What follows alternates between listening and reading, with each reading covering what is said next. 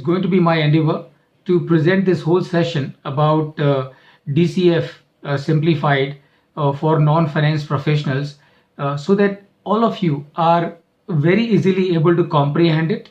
And not only you are able to comprehend it, but you're also able to apply in your day-to-day working. We all are aware there are three different approaches for valuation. So the number one is the market approach, where it can be comparable company method or it can be comparable transaction method. Then we have asset and the asset approach, which is also known as cost approach. And there are, of course, under the asset approach, there are different methods that can be applied. I'm sure as the plant and build machinery and land and building valuation professionals, you must be using quite frequently the asset approach for the purpose of valuation. Then the third approach is the income approach. And under the income approach, there are two methods.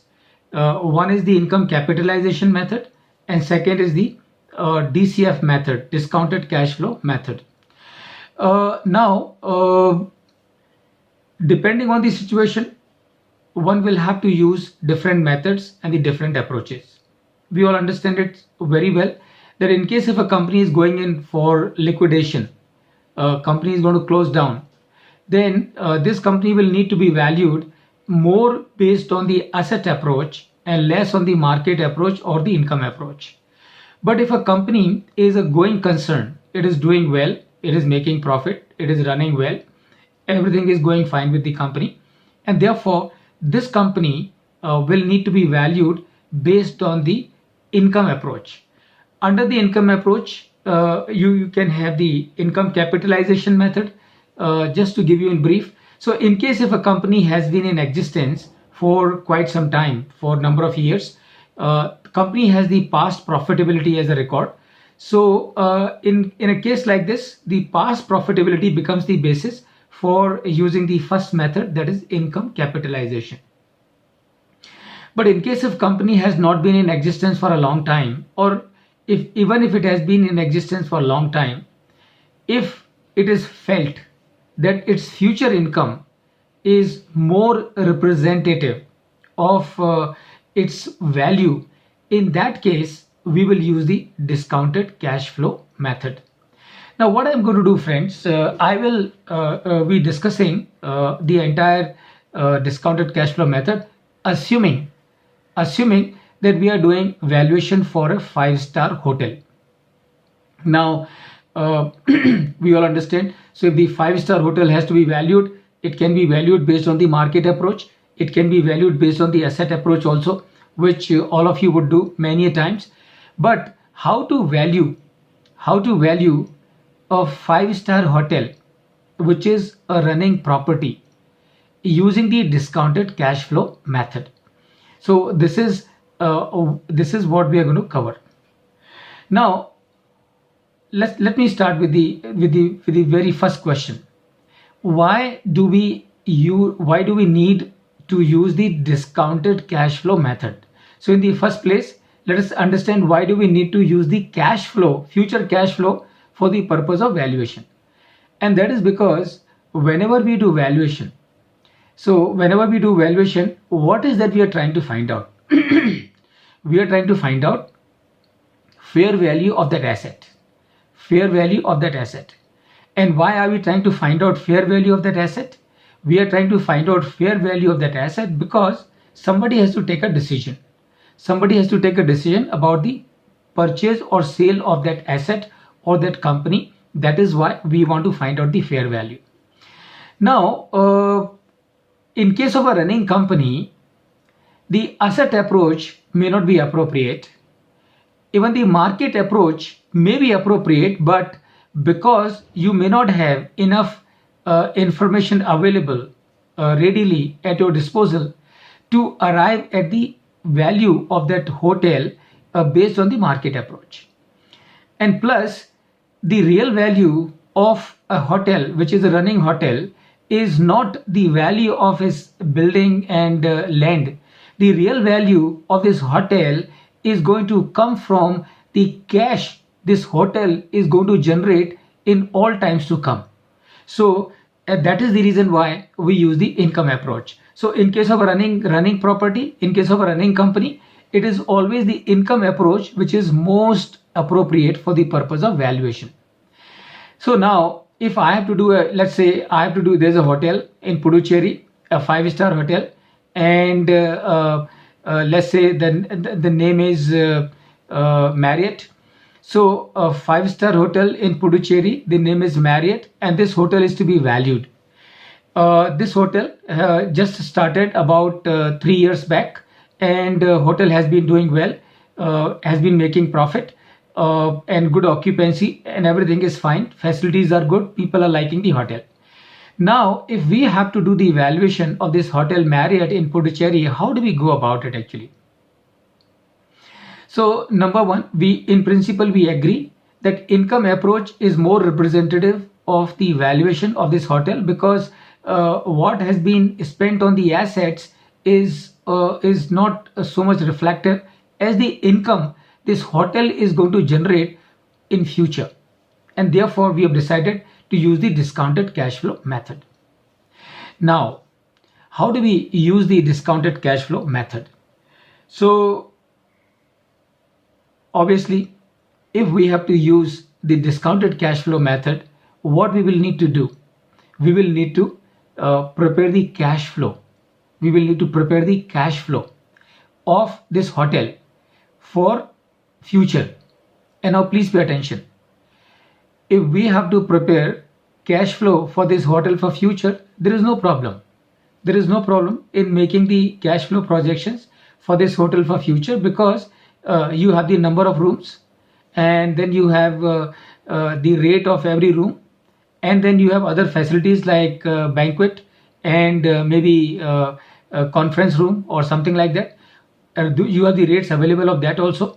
So using the facility and the tariff rate applicable for different facilities, it is possible for you to figure out how much is the cash flow this hotel is going to generate in the future. And from the cash flow, you minus all the expenses on account of the material that you would consume, on account of the administration overheads, on account of the interest cost, in case if this hotel has taken any borrowing. So all the expenses that you would incur in this hotel, you will minus from the revenue that you would generate. And in the bottom, after deducting the tax also, you will get the cash flow. You will get the net profit. And now you have to prepare this cash flow for certain number of years. Certain number of years. Why certain number of years? Why not for the whole life of the hotel? Okay, the problem is, do we know as to what is the life of this hotel? We do not have any idea. This hotel, because the building and the property might go on for 30, 40, 50, 100 years. So, or it's a running company, and a company has got perennial existence. So a company is incorporated for eternity. So the life is infinite. So the problem is, if the life is infinite, how to find out the future cash flows? Because can you prepare the future cash flows for the infinity? And the answer is no. And therefore, friends, a via media has been found out. A via media has been found out, and that via media is known as two-stage discounting model. Two-stage discounting model. And why two-stage discounting model? I am sure you can very easily understand. Since life of the hotel is infinite, I cannot project the cash flow for the infinite, but I still need to find out the value of the hotel. And therefore, what I need to do, I need to find out a via media. And the via media is you break the life of the hotel in two components, right? So what do? You break the life of the hotel into two components. And so what are these two components? These two components are, number one, explicit forecast period. Explicit forecast period. And number two, the terminal period. And as I mentioned, and I'm explaining it once again purposely so that there is a total clarity about it. Infinity, we cannot project the cash flow for infinity, but we still have to find out the value of the hotel. So what is the via media? Via media is to break the life of the hotel into two components. One is known as explicit forecast period, which is also supposed to be the high growth period. That means this is the period in which this hotel, this Marriott, which is in Puducherry, is going to grow at a very high growth rate.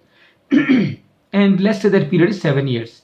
So for next 7 years, this Marriott is going to grow at a very high growth rate, let's say of 15%. So and that period is going to be 7 years. So first we will when we make the cash flow, we will make the cash flow for 7 years. And so the first period is 7 years, and that is explicit forecast period. And the time, the date on which the explicit forecast period ends, from that day the terminal period starts. Now please remember, a lot of people tend to make a mistake. Terminal period does not mean that on that day the hotel is going to terminate. No. Terminal period simply means that the date on which the explicit forecast period is terminating and the infinite period is starting. And that is how we break the life of the project into these two components: explicit forecast period and the terminal period. Now, as I said, explicit forecast period will have a life of 7 years, and the terminal period will of course have the life beyond the explicit forecast period. So that is the step number one. So whenever we have to use the discounted cash flow method, this is the first thing that we have to do. Now before I move forward, I'm sure many of you must be getting a question in your mind as to why do we do the discounting? Why we use the word discounted cash flow method? Why can't we use straight away the cash flow, future cash flow, for the purpose of valuation and make the life simple for everyone? Why can't we do that? Why do we have to discount the future cash flow? Let us answer that question first. Now please remember friends, we all know by experience that the value of money, value of a 100 rupee note in my hand today is not same as value of a 100 rupees note in my hand 1 year from hence. Obviously, the value of the 100 rupee note in my hand 1 year from hence is going to be much less than what it is today. The value of the same 100 rupee in my hand 2 years from hence is going to be even lower. 3 years from hence is going to be even lower. So we all know by experience as to the value of the money changes with the passage of time. And therefore, if I take only the nominal cash flow without discounting it for the purpose of valuation, I'm sure all of you can understand that my valuation figure will be distorted. And why my valuation figure is going to be distorted? Because I am taking the cash flow of future years, where I know that the value of each year's rupee is going to go down. And that is why we do the discounting of the future cash flows. We do the discounting of the future cash flows. Now here, please understand one more thing. So are we trying to find out the purchasing power of the future cash flow by discounting it? Answer is no. No. By discounting the future cash flow, our objective is not to find out the purchasing power of the rupee 1 year from hence, or 2 years from hence, or 3 years from hence. By discounting the future cash flows, our purpose is to make apple to apple comparison possible, right? So by discounting the future cash flows, what is that we are trying to achieve? We are trying to achieve apple to apple comparison possible. Why do I say this apple to apple comparison possible? Because let's say, for example, my investment I'm putting into the company today. So I'm investing, let's say 500 crore in this hotel today. So the money which I'm investing in this hotel is going from my pocket today. And this hotel is going to give me earnings in the future for all times to come. And now that we have understood that the value of money that we receive in future is not same as the value of money that we have in my hand today or which I am investing today, that means the future cash flows are not comparable with my current outflow. Since the future cash flows are not comparable with my current outflow, and if I have to make comparison, what I need to do, I need to convert the future cash flows in terms of present value. In terms of present value. And that is the reason why we do the discounting of the future cash flows. I hope that answers I hope that answers this doubt that you may have in your mind as to why do we have to use the discounted cash flow. Why cannot we use the nominal cash flow for the purpose of valuation? I'm sure this doubt must be clear as to we do the discounting of future cash flow because we want apple to apple comparison possible. Right. Now, so that is the first step. So सबसे पहले आपको what you have to do in the first place, you need to define what is the explicit forecast period and what is the terminal period. Remember, the terminal period starts from the date on which the explicit forecast period ends. Now, the next step is estimate growth rate in earnings during the explicit forecast period and during the terminal period. So we need to find out as to what is going to be the growth rate. Now please remember, obviously my cash flows will be depending on the growth rate that I assume. So I will need to talk to the management of the hotel. I will need to talk to the people who are the promoters of the hotel, and I will also need to do my own survey in Puducherry and find out as to what kind of growth in revenue this hotel can assume, considering the surrounding area, considering the other hotels in that locality, considering influx of the tourists, considering the seasons, off seasons, on seasons, and all those factors. So what I will do, I will need to determine as to what is my growth rate during the explicit forecast period, which is also known as high growth period, and growth rate during the terminal period. So this, how will I find out? As I said, I will find it out by discussing with the management, by talking with the promoters of the company and owners of the hotel, and also doing my own research. Let's say, for example, for our case study that we are discussing, we are assuming that this hotel, the explicit forecast growth rate, the growth rate for the explicit forecast period is going to be 15%. And the growth rate for the terminal period is going to be 5%. And I'm sure a question can come to your mind. Why are we assuming the growth rate of 5% for the terminal period? Remember, in case of any business, any industry, any company, the growth is not going to be constant for eternity. It is in the beginning, the growth will have at a higher rate.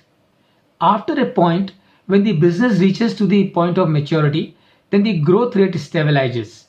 And that is known as normal growth rate. So in our case study, in our example, we are assuming that for the first 7 years, the hotel is going to grow at the rate of 15%, and during the terminal period, it is going to grow at the rate of 5%. So that is the step number 2 that we do, and that is estimating the growth rates. Now, the third step is estimate projected free cash flows. Obviously, friends, what is value? What is value? Value is nothing what I am going to get in my hand from that asset, and that is value, isn't it? What benefit I am going to derive from that asset, what utility I am going to derive from that asset, that is the value. but we have to take a decision of buying or selling of the hotel, and therefore we need to quantify this value, this utility, this benefit, this use that I have of the hotel. So we need to we have to take a decision. So we need to quantify. How do we quantify? We quantify by converting this utility of the hotel, this value of the hotel, by putting in numbers, and that is the cash flow. So the third step that we have to use, that we have to follow in case of discounted cash flow, is to do the cash flow projections. So what you do in case of cash flow projections? Very simple. You need to, for next 7 years, you will need to, as I was discussing in the very beginning, for the next 7 years, you will need to estimate as to how much revenue this hotel is going to give you from the hotel room occupancy, from the banquet hall occupancy, from use of other facilities, from restaurants, and maybe this hotel also will have some shops, shopping center. Through this shopping center, some revenue would be generated. So the third step is to project the cash flow, and for that what we do the projections of the profitability statement and the balance sheet and the cash flow. And this is what we do. Friends, this stage is very important in discounted cash flow. Remember, making the financial projections is not difficult, because you need to make certain assumptions, and based on those assumptions you can work out as to how much is going to be your revenue. Based on those assumptions, you would be able to work out how much are going to be your expenses, and thereby in the bottom you will have your profit after tax, and then after making certain adjustments you would be able to figure out how much is the cash flow that I am going to generate from this asset. Then what is problem? If making financial projections is not a challenge, then what is the challenge? Challenge is to ensure that the projections that you are making of profit and loss statement and of balance sheet are as realistic as possible. So your projections got to be as realistic as possible, and that is the care that has to be taken. Why? Because if you are being too optimistic in making your projections, you are assuming revenue to be increasing much more than what it would happen in reality. You are underestimating the expenses. You will arrive at a valuation figure for sure by doing all this, but what will happen? The valuation that you will arrive will not a real valuation. That will be inflated valuation, or vice versa. So in case if you take the revenues pessimistically and expenses on a higher side, you will arrive a figure of valuation for sure. But then what will happen? Your valuation is going to be this time is going to be deflated. Both these situations are bad, because as valuation professional, our responsibility is to arrive at a value which is a fair value. And therefore, when you are making the financial projections, we have to ensure that all the assumptions, whether about the revenue, about the room tariff, about the occupancy rate, about the influx of the tourists, about the utilization of the banquet hall, about the utilization of other facilities, about the cost of the food and beverages that we would use. So that precaution has to be taken, that all the assumptions that you are making for making the financial projections are as realistic as possible. Some amount of variance can always be there, because you're not forecasting the future. Remember, when you are preparing the projected financial statements, please remember, you are not trying to project the future. You're only trying to arrive at some realistic number. Based on that, you can take a decision about the valuation. So you will do the financial projections, and based on the financial projections, you will be able to figure out as to what is your free cash flow. Now friends, when you are using the discounted cash flow, as you can see on your screen, when you are using the discounted cash flow under point number 3, you can see your cash flow can be prepared or can be arrived at from two different perspectives.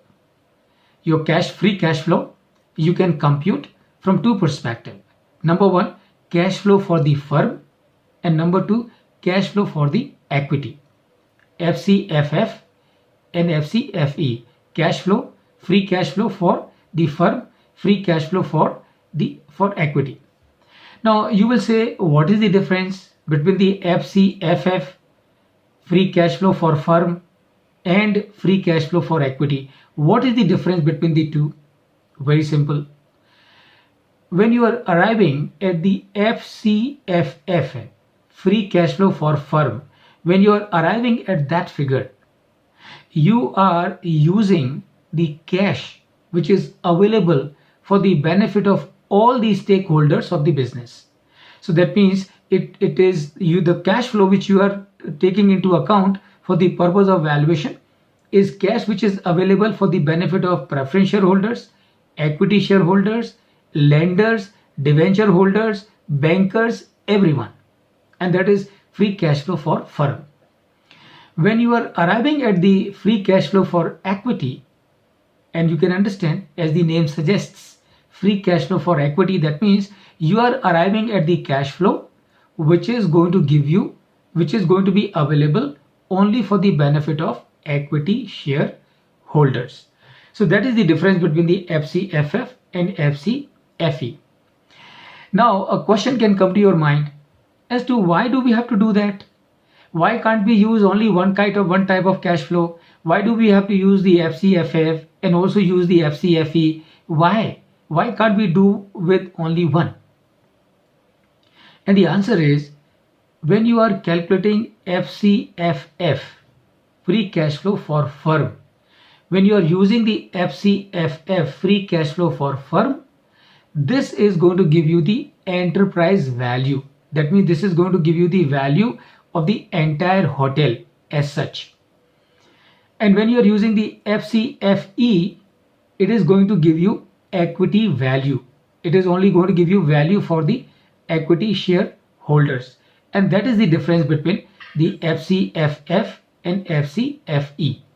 So third stage, what you will do, you will be making projections of the P&L, balance sheet and the cash flow statement, and through the cash flow you will find out as to what is the amount of FCFF and what's the amount of FCFE.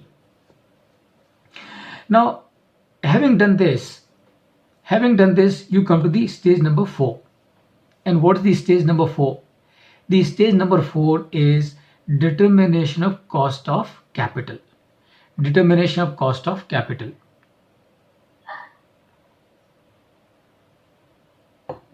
Now a question can come to your mind as to what is this cost of capital and why do we have to complicate and bring one more figure of cost of capital and make the whole thing more complex. Now remember friends, in the beginning we talked about as to why nominal cash flow cannot be used for the purpose of valuation. And I am sure you will remember, nominal cash flow, nominal free cash flow, nominal projected free cash flow cannot be used for the purpose of valuation because we understand that the value of money changes with the passage of time. So therefore we have to discount it. Now if you have to discount the future cash flows, obviously you need to use a rate of discounting. You need to use a rate of discounting.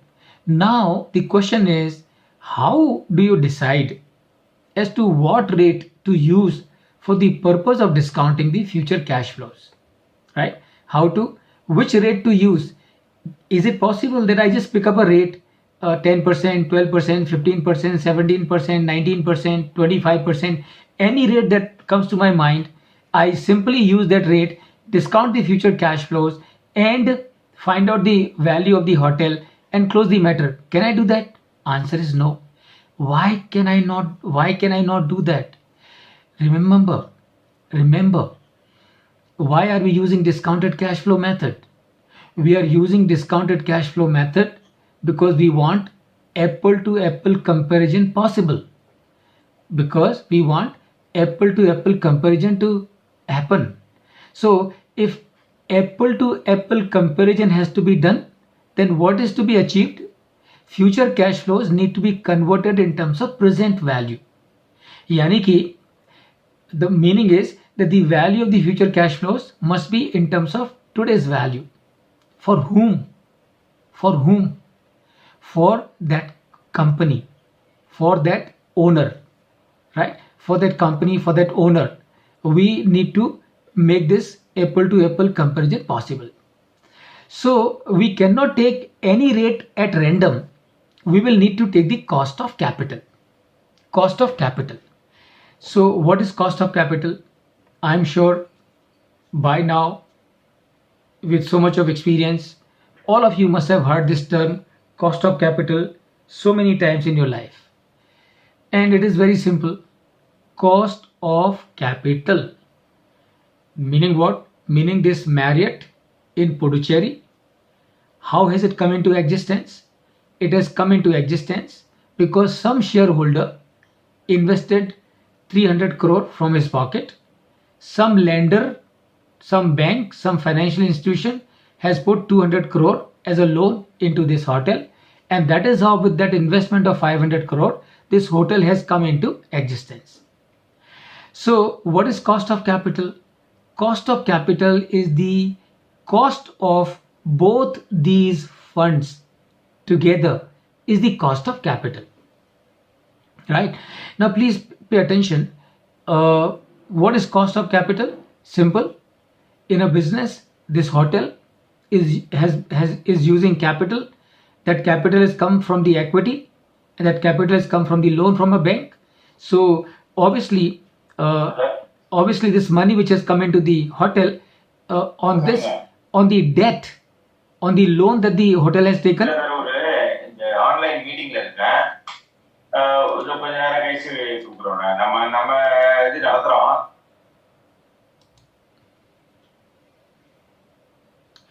So this. There was some other disturbance. Yeah, no worries. So this hotel has got 500 crore of capital. On this capital, there is a cost which is happening. So on the debt, the interest is being paid. So interest is the cost of the debt. So interest is the cost of the debt capital. Now equity also has a cost, and please pay attention. Equity also has a cost, because in case of debt you are paying interest, so you can easily identify as to what is the cost of the debt. But in case of equity, there is no such fixed payment. And all of you, please pay attention.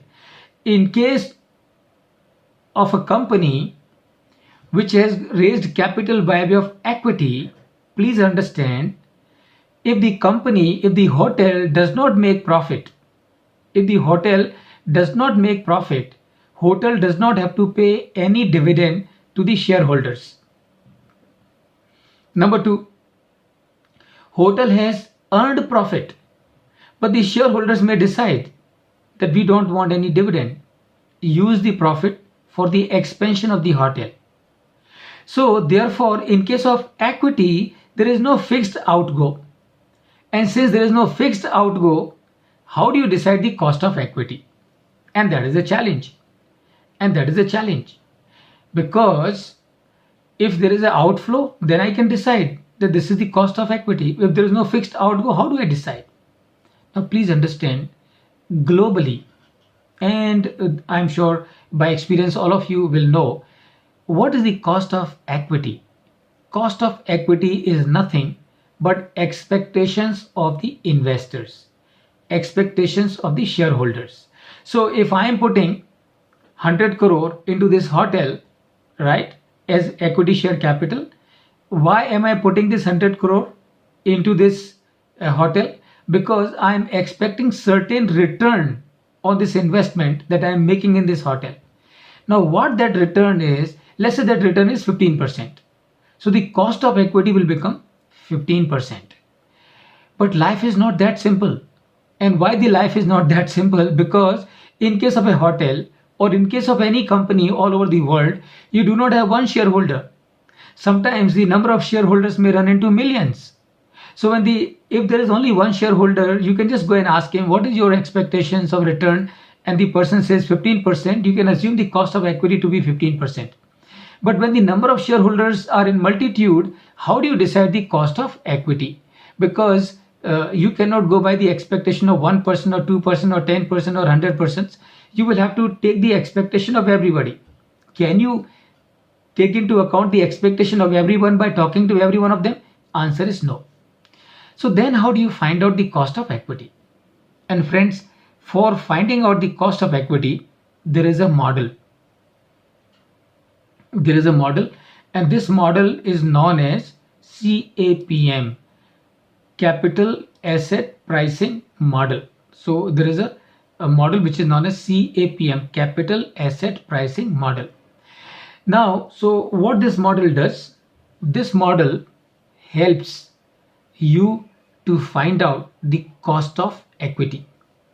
And how does it find out the cost of equity? Let me explain this to you. So remember, as I said, what is in general terms, what is cost of equity?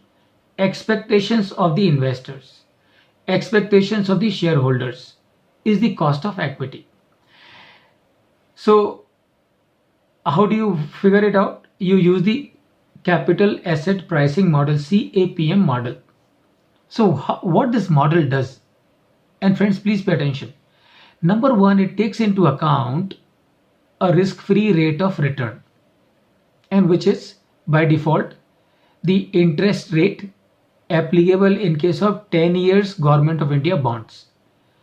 So whatever is the current applicable rate of interest on the 10 years bond of the Government of India, that is the first thing that you take. Then you take something which is known as beta. Now what is beta? Beta is a measure of risk of investing in that company in relation to the whole market, and that is beta. So let's say if beta of a company is 1.5, and please pay attention, if beta of a company is 1.5, it means what? It means if the market in general, and when I say market, it means index. So the market can be Sensex, the market can be Nifty. So there are so many indices are available. So any one of them can be used for finding out the beta. So let's say we are using Nifty 50 as the market, and the company, this hotel, Marriott that you have in Puducherry, and let's say this is a listed hotel, and the beta of this Marriott in Puducherry is 1.5. What does it mean? It means if the Nifty is increasing by 1% and beta of this Marriott hotel in Puducherry is 1.5, it means when the market is increasing by 10%, the return that Puducherry will give is going to be 15%. And that is the risk, that is the beta. So beta indicates the risk of return of the company vis-a-vis the index.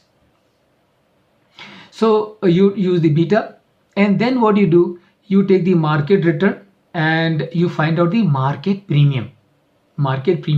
So by the capital asset pricing model will tell you as to what is the normal return that you must expect plus the market premium that you should get. So when you combine them together, that becomes your cost of equity. So let's say, for example, the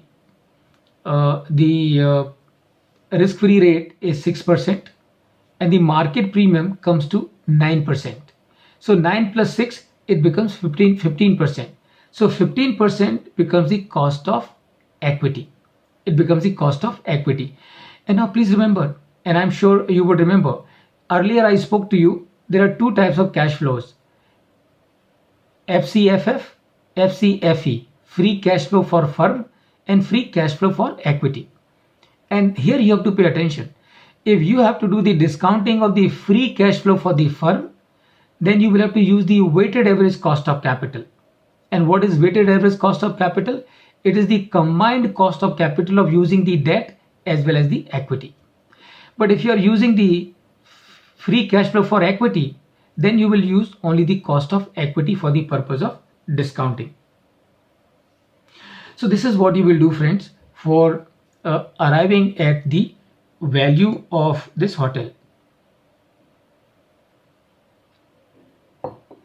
Now, so what you have? You have the explicit forecast period and you know the terminal period.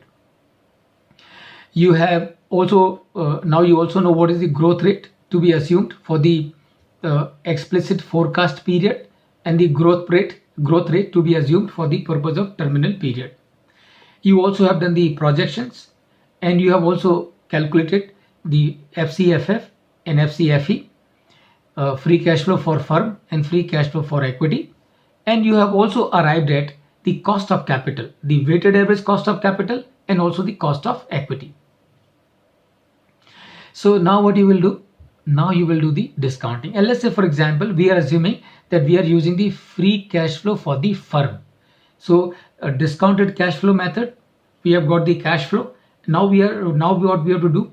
We have to convert this future cash flow in terms of present value, and we will discount the future cash flow by using the weighted average cost of capital, and that will give us the present value of the cash flow for the explicit forecast period. And using another formula, you will also arrive at the present value of terminal cash flow.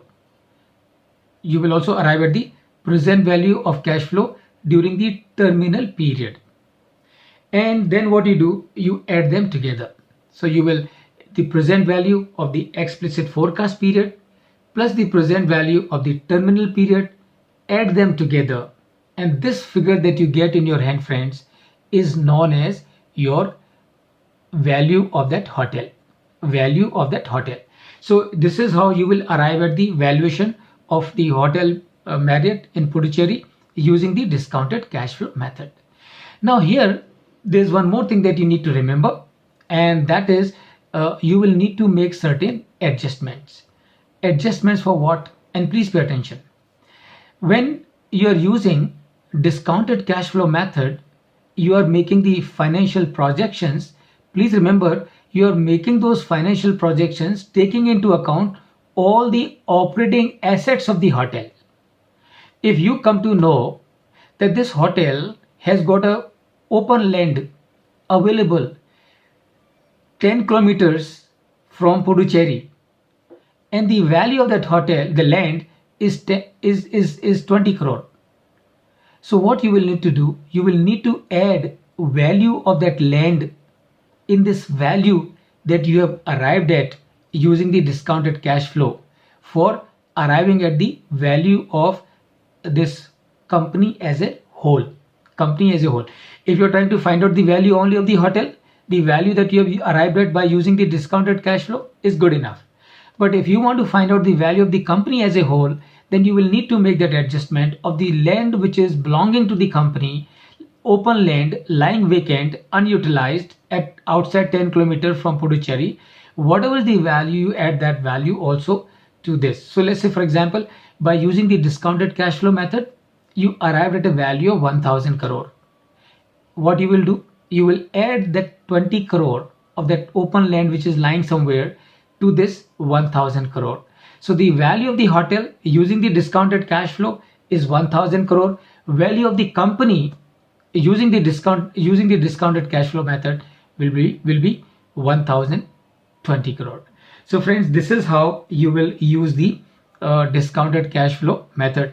I have tried to make it as simple as possible. I hope I have succeeded in doing so, and now I can throw it open. It is already 8:29, so I can leave it open. In case if you have any questions or any doubt, I will be happy to take all your questions and all your doubts. Thank you so much to all of you. Thank you.